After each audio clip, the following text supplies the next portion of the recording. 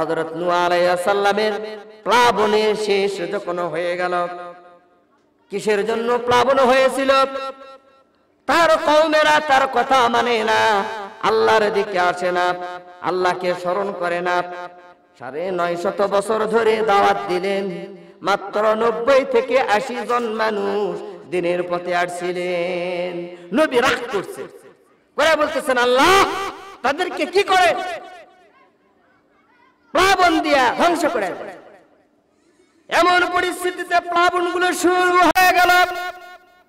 যদি নামক স্থানে প্লাবন শেষ হয়ে গেল, সংক্ষেপে বলতেছি, যদি নামক স্থানে প্লাবন শুরু হয়ে গেল, শেষ হয়ে গেল, এবার আল্লাহ তাআলা নূহ আলাইহিস সালামকে বলতেছেন, নূহ রে, এক কাজ করো, মাটির পাতিল বানাও। মাটির পাতিল বানাইল।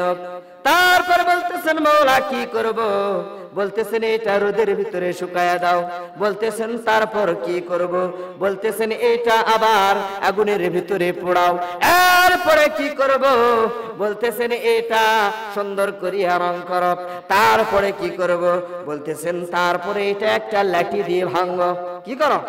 লাঠি দিয়ে ভাঙো।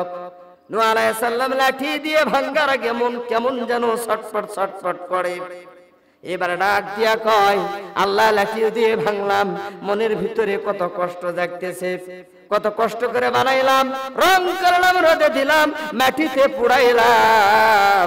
আমার আল্লাহ ডাক দিয়া কয়, নূহ রে, দুনিয়ার ভিতরে যতগুলো বান্দার সৃষ্টি করেছি, তুমি নবী, তোমার কথাটা মিস হবে না, আমি কবুল করেছি। আমার কত বান্দা প্লাবনের পানির ভিতরে ডুবে দুনিয়া থেকে বিদায় হয়ে গেছে। আমার কি কষ্ট হয় নাই? আমার কি ব্যথা হয় নাই? আল্লাহ তাআলা আমাদেরকে কত ভালোবাসে।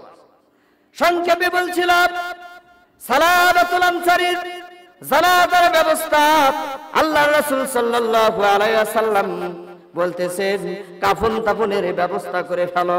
এইবার কাফন দাফনের ব্যবস্থা হয়ে গেল। জানাজা কে পড়াবে? রাসূলুল্লাহ সাল্লাল্লাহু আলাইহি ওয়াসাল্লাম তার জানাজার নামাজ পড়াইবেন। পড়ানো হলো। হযরত ওমর রাদিয়াল্লাহু তাআলা আনহু দেখতেছিলেন যে জানাজার নামাজ যখন হয়ে গেল, যখন তার লাশটি, সাহাবীর লাশটি কবরের দিকে নিয়ে যায়, আল্লাহর হাবিব সাল্লাল্লাহু আলাইহি ওয়াসাল্লাম পা মোবারকটি টিপায়া টিপায়া টিপায়া টিপায়া হাসতেছেন। সুবহানাল্লাহ। টিপায়া টিপায়া হাসতেছেন। আল্লাহ পাকের পয়গম্বর সাল্লাল্লাহু আলাইহি ওয়াসাল্লামকে দেখতেছেন কে? জ্ঞানবান সাহাবী হযরতে ওমর। ডাক দিয়া কয়, ইয়া রাসূলুল্লাহ, ইয়া হাবিবাল্লাহ, কেন টিপায়া টিপায়া পা হাঁটতেছেন? পায়ের কি কোনো সমস্যা হয়েছে কি? এইবার ডাক দিয়া বলে, রাসূলুল্লাহ, ওমর, তুমি জানো না রে, তুমি জানো না, সালাবার তওবা এমন ভাবে কবুল হয়েছে মাওলার দরবারে, মাওলা খুশি হয়ে আসমান থেকে ফেরেশতা নাযিল করে দিয়েছে। সুবহানাল্লাহ। আসমান থেকে ফেরেশতা নাযিল করিয়া দিয়েছে রে। দুনিয়ার ভিতরে পা কোথায় ফেলবো, পা কোথায় ফেলবো, পা কোথায় ফেলবো, এমন জায়গা আমি পাইতেছি না। রাসূল কারীম সাল্লাল্লাহু আলাইহি ওয়াসাল্লাম সালাবার লাশটি জমিনের ভিতরে রাখলেন। রাখার পরে আল্লাহ তাআলাকে বলতেছেন, আল্লাহ, সালাবার উপরে আমি খুশি হয়ে গেলাম। আল্লাহ পাক তুমিও সালাবাকে মাফ করিয়া খুশি থাকিও।